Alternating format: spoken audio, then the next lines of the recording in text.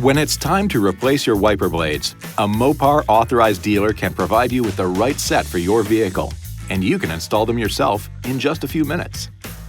To remove a windshield wiper blade, first raise it off the glass by lifting the wiper arm to the full up position.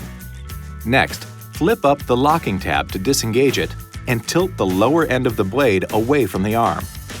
Use one finger to push the release tab toward the wiper arm and keep it steady while using the other hand to push the blade away from the J-hook and toward the windshield.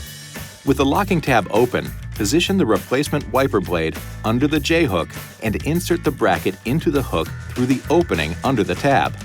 Slide the wiper up until it clicks, and then snap the tab into the locked position. Now, just lower the wiper blade onto the glass and repeat the process for the other side.